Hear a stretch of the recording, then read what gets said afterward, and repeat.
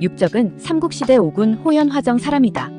육적이 6살 때 아버지 육강을 따라 구강에 있는 원술을 뵈러 갔는데 원술은 손님인 육시 부자에게 귤을 대접했다. 이때 육적은 품 안에 귤을 숨겼는데 떠날 때 원술에게 인사를 드리려다 귤이 품에서 흘러나와 땅으로 떨어졌다. 원술이 웃으며 말하기를 너는 내 집에 손님으로 와놓고 떠날 때에 어찌하여 주인의 귤을 감춰 가지고 가느냐 고 물었다. 이에 육적이 대답하기를 저희 어머님이 귤을 좋아하시는지라 돌아가서 어머니께 맛보여 드리려고 그랬습니다 하였다. 원술이 보건대 어린 나이에 모친을 생각하는 효성이 갸륵함에 놀라고 기이하게 여겼는지 귤을 더 주었다고 한다. 이 일화에서 나온 사자성어가 육적회귤이다. 이 이야기는 효를 상징하는 고사가 되어 훗날 바다 건너 조선시대 박인로의 시 조홍시가의 모티브가 되기도 한다. 반중 좋은감이 고와도 보이나다. 유자 아니라도 품음직도 하다마는 품어가 반길 이 없을세 글로 서로하나이다.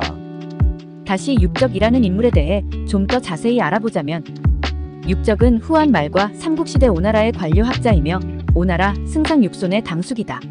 육적은 총명하여 천문과 역법에 통달하였다고 한다. 어느 날 오나라 송권은 육적을 울림태수로 보냈다.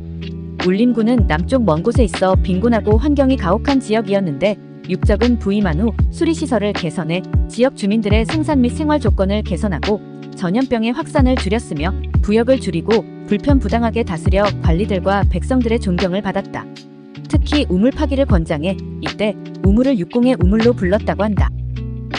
세월이 흘러 몇 년 후 태수의 임기가 만료되어 육적은 벼슬을 그만두고 고향으로 돌아가 부모님을 봉양하고자 했다. 육적은 청렴 결백해 짐에 약간의 돈과 책 몇 권만이 있었는데 돌아가는 배에 몸을 싣고 출발할 때 뱃사공이 말하길 가벼운 배는 풍랑을 이기지 못해 항해하기 어렵습니다. 무트로 가 물건을 사는 것은 어떻습니까?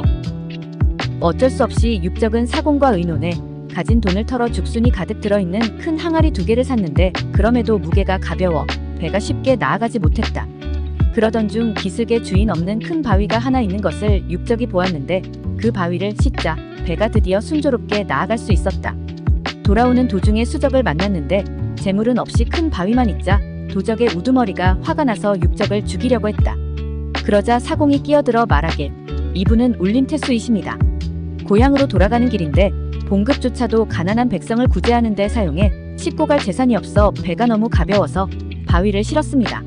그러자 도둑이 깜짝 놀라 절을 하며 육대인의 배인 줄 알았으면 오지 않았을 겁니다 라면서 그대로 물러났다. 육적이 고향에 돌아오자 이 이야기가 널리 퍼졌고 감격한 사람들이 바위를 육적의 마을에 세우고 염석이라는 이름을 지어 청렴의 상징으로 후세에 귀감이 되도록 했다. 수천 년 동안 수많은 문인과 관리들의 귀감이 되어온 염석은 장수성 수저우시에 오늘날에도 여전히 서 있다고 한다.